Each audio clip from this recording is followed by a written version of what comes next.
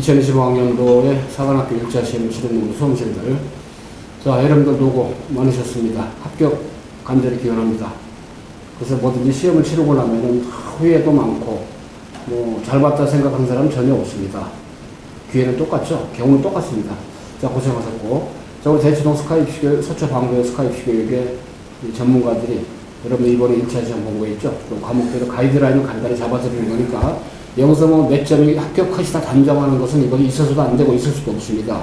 자, 그렇기 때문에 일단 1차 시험에 국영수의 메인 스트림이 어땠는지 한번 교육해보는 거니까 그 전문성을 여러분들이 한번 공감해 보면서 아, 나는 이런 점에서 좀 내가 좀 잘했구나. 아니야, 나는 아쉽다.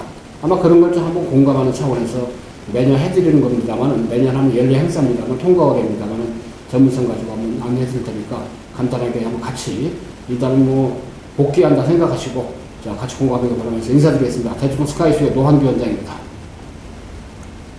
자, 선생님. 네, 저는 영어 연구소장 유조입니다. 반갑습니다. 네, 수학전략팀장 명건지입니다. 자, 우리 유준혁 소장님, 뭐 참 다들 어려웠다. 올해 이제 국어, 영어, 수학이 국어, 영어 30문제 50분 수학이 공통의 선택으로 된 게 올해가 4년 차란 말이에요. 네. 일단은 뭐 수능도 그렇게 바뀌었지만은 뭐 수학이야 뭐 수능과 매겼다. 뭐 국어, 영어는 워낙에 또 30문제 50분 이렇게 다르다 보니까 일반 수능의 어떤 프레임에 길들여진 수험생들이 많이 곤욕을 치렀어요. 네. 특히 영어에서 그런데 이따 영어 할 때 다시 말씀하시겠지만 올해 그 이번에 보는 1차 시험 트렌드 중에서 가장 복병이 뭐라고 좀 생각하는지? 일단은 영어가 굉장히 좀 어렵게 출제가 된 것 같고, 그래서 이제 영어에서 얼마나 학생들이 좀 순발력 있게 자기 실력을 발휘했는지가 좀 중요하게 작용할 것 같습니다.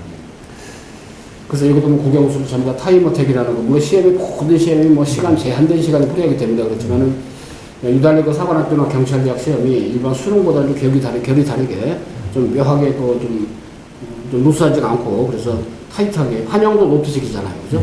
그런 점에서 조금 심리적으로 수능의 루틴에 빠져있는 또는 길들여져 있는 수험생들의 경우는 현장에 가서 많이 애로를 겪었던 모양인데 글쎄 이번에 그 공군사관학교가 완전히 올해 사관학교 판이 공사판이 됐다. 그 정도 공사 지원을 많이 했다고 그래요. 그러다 보니까 이번에 수영 감독을 나왔던 제3대 4학년 공사생도가 시험 감독 끝나고 전화가 왔어요. 근데 아니 야 4학년도 감독관이 그랬더니 올해 공사 지원자가 너무 많아가지고 보통 1, 2학년들이 감독을 가는데 4학년까지 이번에 감독관으로 해서 현장을 갔대요. 그러면서 1교시 국어 때는 그냥 무탈하게 뭐 노트식으로 뭐 넘기는 소리가 나는데 이상하게 2교시 영어 때는 1번, 2번 어법 나오잖아요. 왠지 넘기는 소리가 안 나더래요.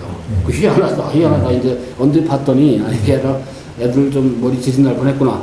그런 얘기를 하는 거 보고 야 이번 영어가 어렵구나 라는 본인도 감지했다 그러는데 참 몸은 비현상이지만 이 시험지가 의미하는 거 뭐라고 우리 우리 팀장님. 네, 어떻게 인터넷상에서 우연히 이제 뭐 보게 된 자료인데 이렇게 이런 학생들이 좀 있는 것 같더라고요. 이렇게 수학이나 뭐 다른 과목에서 뭐 이렇게 점수가 잘 나왔음에도 불구하고 영어가 워낙 어렵다 보니까 완전히 이제 그 타임 어떤 관리에 실패한 근데 이제 그 학생이 어떤 상황이었는지 좀 감은 오거든요. 이렇게 느낌은 오거든요. 그래서 일단 이런 경우들이 좀 있었던 것 같습니다.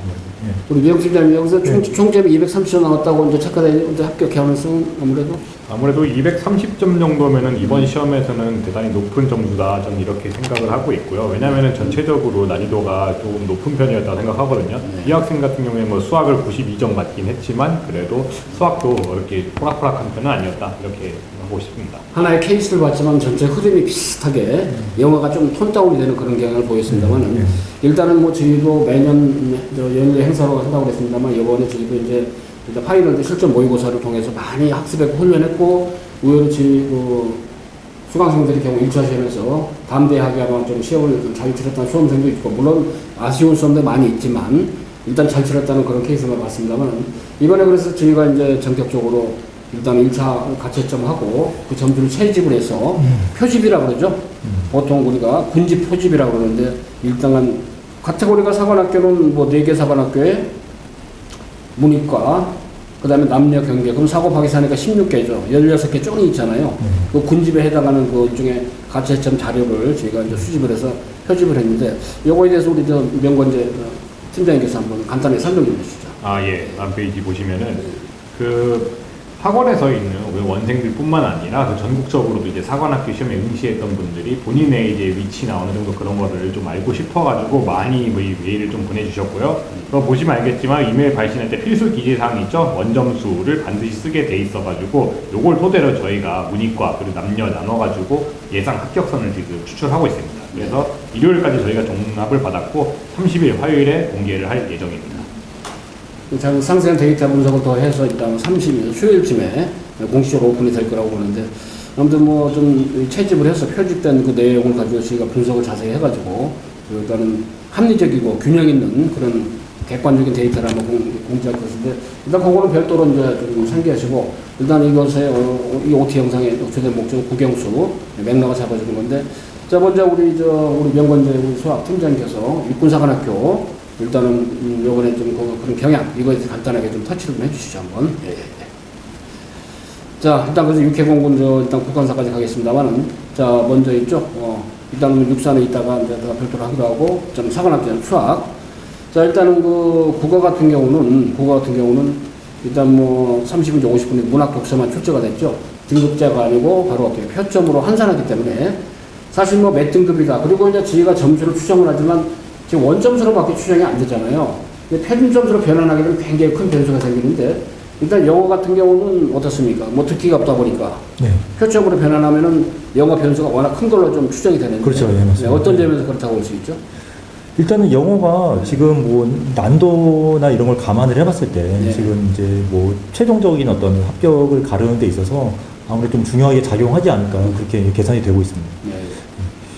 명필님 수학 같은 경우는 선택 과목이 있기 때문에, 네. 물론 이제 올해 출제된 경향을 봐서는 뭐 문과 대부분이 확통을 받고 이과는 대부분 미적을 받지만 일부 그 문과 성적도 미적을 받단 말이에요. 네. 요거는 어떤 식으로 이따 뭐 상세히 말씀하시겠지만은 포괄적으로 얘기해서 뭐 간단하게 말씀드리면은 선택 과목에서 문과분들이 만약 미적분을 선택하셨다면은 이번 시험에서는 표준 점수 면에서 큰 좀 이득을 보지 않을까 이렇게 생각하고 있습니다. 네.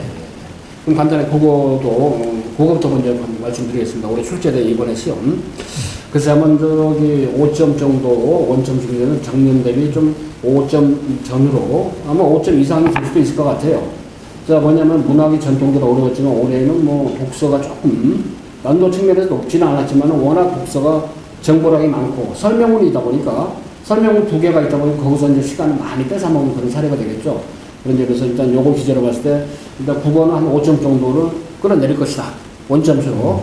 근데 표점으로 변환하면 또 어떤 변수가 나올지 모르는데, 일단은 그래도 저희가 백데이터화 할 수 있는 건 바로 원점수밖에 없기 때문에, 그래서 국어 같은 경우는 이제 독서 지문이 3개 나왔죠. 한 지문당 바로 5문제씩 나왔는데, 첫 번째 지문은 논설문으로서 대중매체와 관련된 거, 그 다음에 두 번째는 민사집행의 어떤 법과 관련된 거, 여기서 이제 법 지문인데 여기서 오답률이 의외로 높은 문제들이 많이 나왔죠.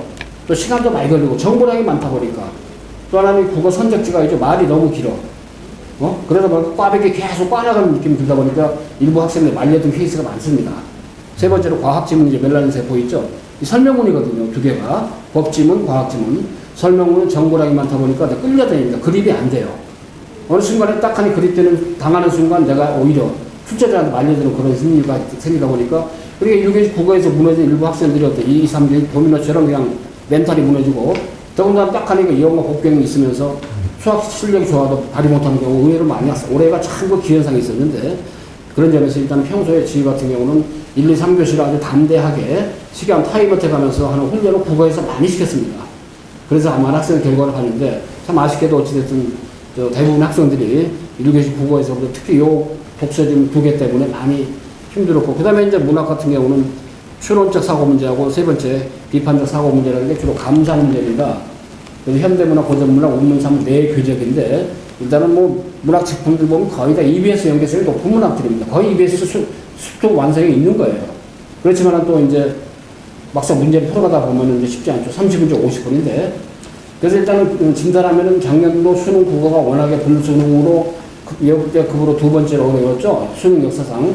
그게 그대로 오래 있죠. 3월달, 5월달, 육사평가가 7월까지 갔단 말이에요. 그 논조와 난도의 어려움이 그대로 국어에 반영이 됐기 때문에, 그 저희가 이제 이거 기절해서 많이 했는데, 자, 그래서 말이죠. 일단은 그 문학, 현대시에서 복합 감상 문제 있죠. 여기 이제 가장 오답률이 높았다라고 아까 가 집계한 거 있죠? 그 데이터를 통해서 저희가 추정을 한 겁니다.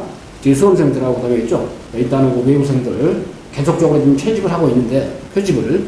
근데 10번 독서, 아까 이쪽 법지문, 14번 독서, 과학지문 있죠? 그 다음에 이제 21번에 바로 문학, 30번 문학인데, 문학의 세계가 오답률이 높았던 이 주범들에 해당하는 게 바로 뭐야? 비판적 사고 유형인데 주로 감상 문제 있죠? 그 대표적인 문제 패턴 한번 봅시다. 자, 국어는 모든 답은 선택지에 있는 키워드, 이 키워드는 바로 이 제시문에 있는 텍스트에 있는 키워드를 활용을 하거나 어레인지를 한 겁니다. 우리 탐구하는 게 아닌데, 탐구식으로 국어를 하는 수험들이 의외로 많아요. 좀 수학과학 잘하면 제가 어때요? 나 수학과학 잘하니까 국어 내 식으로 분석과 탐구하겠지? 국어는 탐구 능력을 묻는 게 아니라 발견하는 능력을 묻는 거죠. 나중에 이제 여러분들 뭐 수능까지 가야 되는 건 상황이 있으니까 그건 나중에 하기로 하고요. 저희가 이제 8월 4일부터 말이죠. 본격적으로 8월 5일부터죠. 본격적으로 부사 평가원대에 대한 4주간의 미라클의 어떤 수능을 지금 시작합니다. 8월 5일부터 있죠. 여러분들이 1차 시험 끝났잖아요. 그렇기 때문에 그 다음에 9월부터 또 9월 7일부터 이제 11월 수능까지 하는 수능 과정 따로 있고, 그 다음에 당연히 사관학교에 1차 합격 발표되는 면접 당연히 있죠. 자, 우리 면접 팀장님은 또 면접 총괄하는 팀장님으로서 이제 수학학원이라고 하는데, 아무튼 이나저나 독서는 정보에 과했다. 문학은 어때요? 선지가 어때요? 장문형으로서 옛날에 수능 언어 영역에서도 과거로 회귀된 선택지란 말이야. 이게 작년도 수능 국어에서 그랬거든요. 그러다 보니까 오류가 많았고 힘들었죠. 국어는 어려운 과목이 아니거든요. 이게 감각적으로 풀어가야 되는데, 다만 이제 어때요? 대표 문제 5개만 살펴보고 넘어갑시다. 이게 법지문입니다. 6번에서 10번까지인데, 지문 나온 다음에 문제가 어때요? 윗글을 바탕으로 이해한 내용, 고도의 추론 문제죠. 상황을 주고 상황 판단하는 거라. 요즘 보면 이런 스타일의 문제가 이제 여러분들 보통 그 피셋이라고 5급 사무관 시험 볼 때 있죠. 언어 추론, 상황 판단 이런 문제 비슷하거든요. 어때요? 윗글을 바탕으로 했기 때문에 어때? 선택지 5개 답이 어디 있다는 얘기, 제시문에 있다는 얘기야. 그거 정리하는 역량입니다.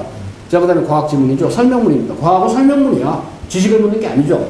나 생명과학 이거 내용 모르는데, 법지문이 나오면 어때요? 난 이 법지문, 여기 이런 내용 모르는데, 그러니까 이해가 안 된다라고 전제를 깔아버려요. 그럼 100점 100패죠. 또냥 입에 달고 사는 게 국어 이해가 안 된다. 이해가 안 된다. 이해를 요하는 게 아니거든요. 리딩 하는 얘기가 독서잖아요. 리딩 컴프레이션이 아닌데, 자꾸만 이해를 하려고. 그러니까 본인도 머리가 지진나고 답을 본인이 만들어. 고치면 틀리게 되고, 이게 국어란 말이야. 그래서 여러분들 수업할 때는 그걸 많이 강조시키는 다음에 그렇게 하시고. 자, 일단은 독서 과학 지문이죠. 윗글을 참고할 때 문제 봐요. 윗글을 바탕으로 선택지 답이 제시글에 다 있다는 거야. 그죠?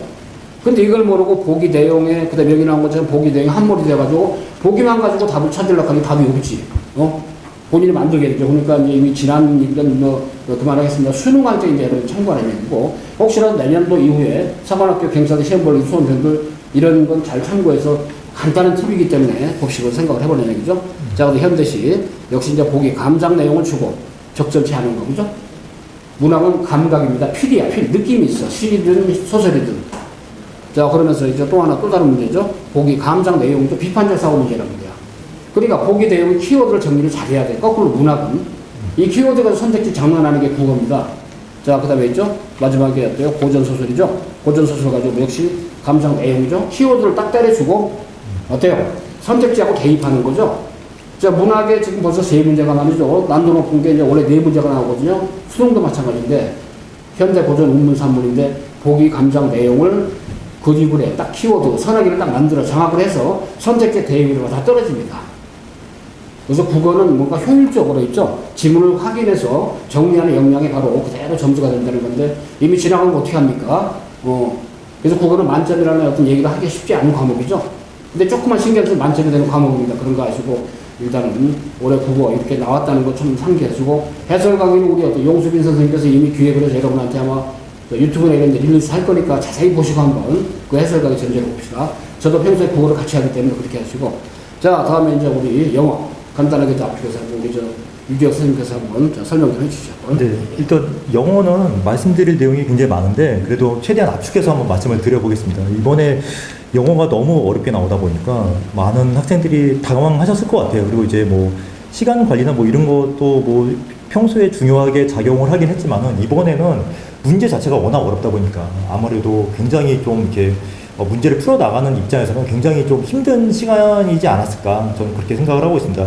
그러는 와중에도 사실은 이제 저희가 학원 차원에서 또 이렇게 통계적으로 이제 계속 관리를 해왔는데, 그 이번에 보면은 그래도 평소에 잘 나오던 학생들이 그래도 좀 확률적으로 굉장히 좀 그래도 상대적으로 잘 나온 어떤 그런 경향이 있기 때문에 사실은 이제 그런 와중에 그래도 실력 차이는 분명히 좀 났던 것 같고, 그리고 이제 일단은 그 문제를 가지고 좀 한번 구체적으로 말씀을 드려보는 게 좋을 것 같은데, 일단은 지금 우리 스카이 입시 교육이 전통적으로 이제 논리, 그리고 이제 논리적인 분석 이런 거를 굉장히 좀 강조를 해야 하는데, 그런 측면에서 사실은 학생들이 그래도 좀 그 와중에 좀 이렇게 좀 문제를 푸는 데 있어서 도움을 받지 않았을까, 그렇게 생각을 좀 하고 있습니다. 왜 그러냐면은 이거 한번 예시를 가지고 좀 설명을 드려볼게요. 자, 이 글 보면은, 자, 이게 이제 우리 수능에서 21번에 나오는 그 문제 유형인데, 우리 이제 독해 문제로 분류를 하죠. 그리고 이제 독해 문제에서 이제 제일 중요한 게 20번 주장, 그 다음에 22번 요지, 23번 주제, 24번 제목,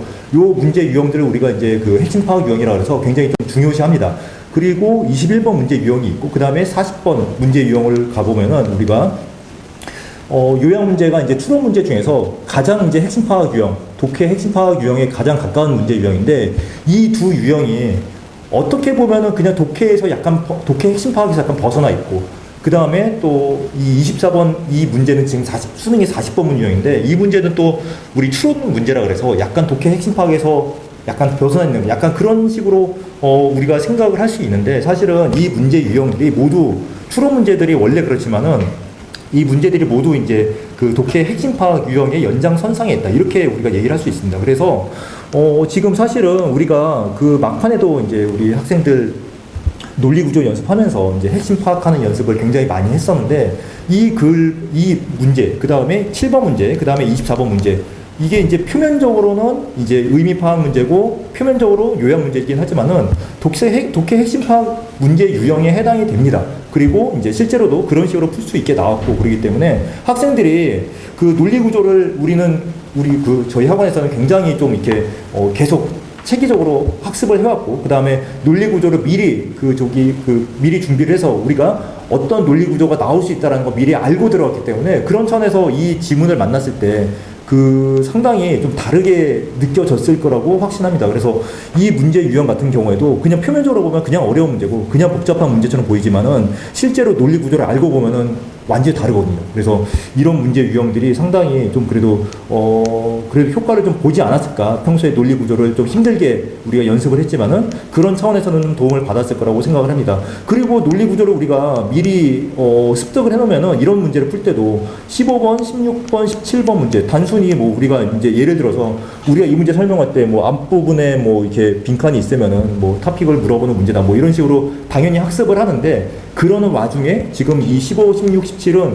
조금씩 그 문제 유형이 좀 다릅니다. 근데 이게 논리 구조를 우리가 익혀놓으면은 이게 어떻게 다른지가 눈에 들어오거든요. 그러다 보니까 이제 우리가 평소에 원래 스카이 입시 교육이 아주 오래전부터 우리가 그 논리 학습을 굉장히 좀 강조해 왔는데, 그런 측면에서 이 문제들을 봤을 때 상당히 좀 그래도 이 논리 구조가 입체적으로 들어오다 보니까 상당히 좀 그래도 좀 도움을 받지 않았을까, 그렇게 생각을 합니다. 그래서 실제로 이제 문제를 딱 봤을 때 굉장히 어렵다고 느꼈는데, 근데 점수 보내오는 학생들 보면은 생각보다는 그래도 잘 본 학생들이 좀 있거든요. 그러다 보니까 그런 게 아무래도 좀 효과를 보이지 않았을까, 그렇게 좀 추정을 하고 있습니다. 그래서 빈칸 추론 문제가 지금 공통적으로 상위 그 오답률 문제들이 빈칸 추론 문제가 여러 문제가 좀 포진해 있는데, 그런 와중에도 조금씩 이제 좀 차이가 난다, 이렇게 이제 좀 설명을 드릴 수 있겠습니다. 네, 그렇게 해서 이제 우리 평소에도 뭐 강조하긴 했지만은 논리 분석이 그만큼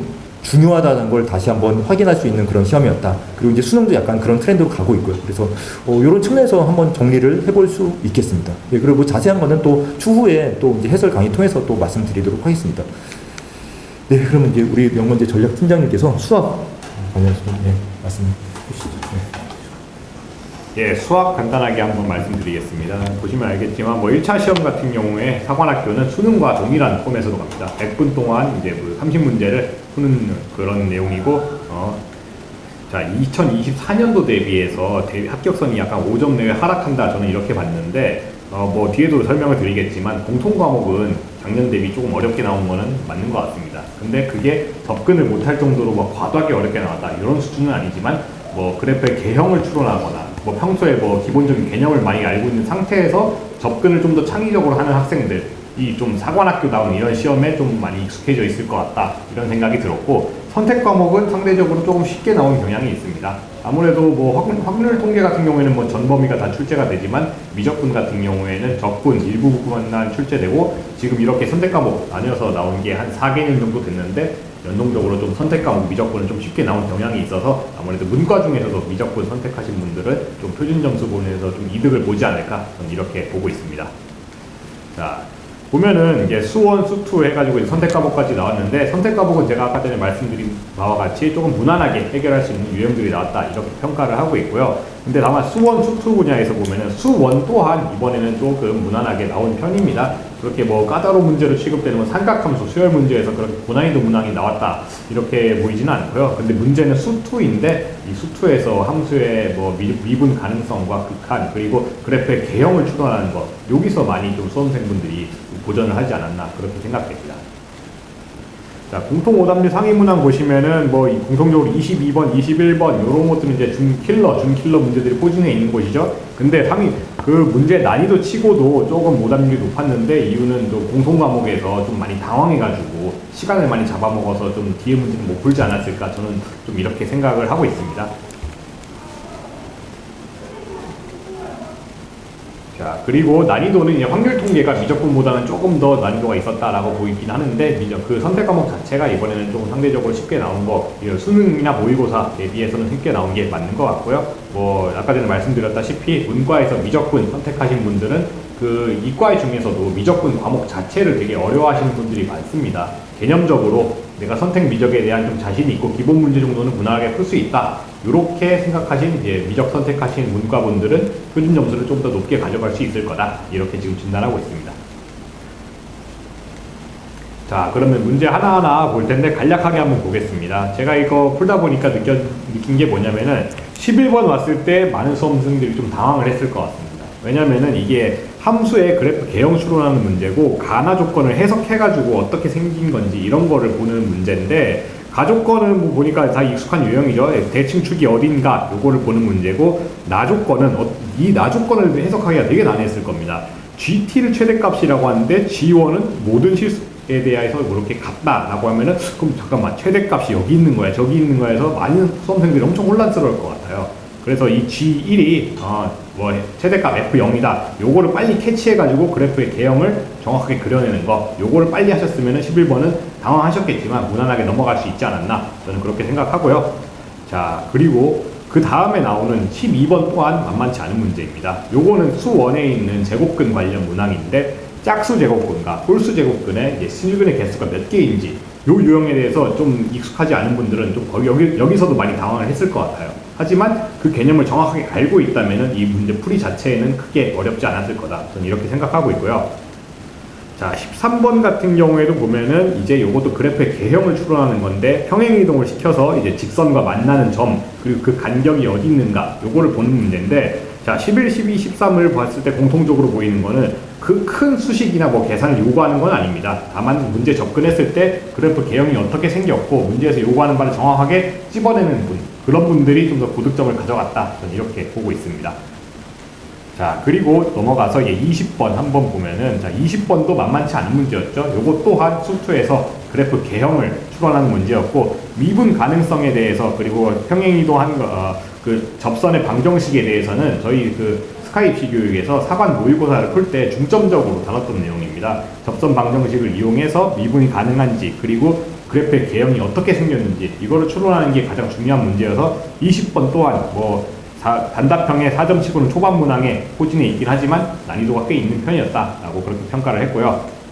자, 이제 15번, 22번은 전통적인 킬러 문항들이 포진되어 있는 구간이죠. 15번 또한 3차 함수에 대한 미분 가능성을 조사하는 내용이 나왔고, 대칭 이동을 시켜서 그래프의 기울기를 일치시킨다, 이 개념이 없으면 많이 당황할 수 있는 그런 문제였습니다.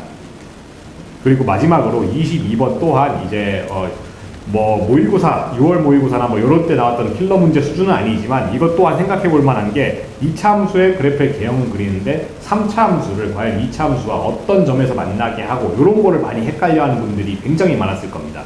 그거를 빨리 캐치하셨으면은 22번은 상대적으로 쉽게 풀릴 수 있었을 거고, 만약에 2차 함수와 3차 함수의 그래프 대형이 어떻게 생겼는지 그걸 접근 못 하셨다면 아마 22번은 엄청나게 어려운 문제가 되지 않았을까, 이렇게 생각을 하고 있습니다. 이어서 원장님께 부탁드리겠습니다. 자, 이 제한된 시간 내에 완벽하게 여러분들한테 뭐좀 설명드릴 한계가 있습니다만은 일단 국어든 영어든 수학이든 간에 금년도에 여러분들이 힘들게 좀 접했던 또는 오답이 개연성이 높았던 그런 케이스를 일단 진단해드렸는데 공감대가 형성이 되는지 모르겠습니다만은 아무튼 혹시라도 뭐 내년도 대비하는 우리 예비 고3, 고2생들 참고로 좀 보시고 디테일한 내용, 과목별 해설 강의 별도로 유튜브 영상에 올라올 겁니다. 여러분 고생하셨고, 저희 스카이프 교육은 올해 1차 지원자들, 수강생들 있죠? 지원자들의 4월 시즌의 수강생들의 합격 목표를 90% 잡고 있습니다. 작년도에 1차 합격자들이 지금 수강생 85% 합격을 했습니다. 1차에서 고3 재수생 포함해서인데 아직 1차 결과가 안 나왔기 때문에 물론 최초합뿐 아니라 추가 합격까지 이제 계획을 구하는데, 그리고 1차 적중률은 저희가 목표를 포괄적인 적중률이 70% 이상을 목표로 잡고 있습니다. 자, 일단 저희가 이런 목표를 가지고 올해 준비했고, 올해 1차 시험 받고, 이제는 뭐 합격 끝나고 합격을 해서 2차 면접으로 통해서 합격이 되도록 하는, 그리고 이제 아까 말씀드린 8월 5일부터 있죠. 이제는 그야말로 1차 끝났습니다. 수능으로 이제 당분간 올인해서 8월 5일부터 9월 4일 평가원 대비 4조 완성의 수능 전과목 연합 있죠.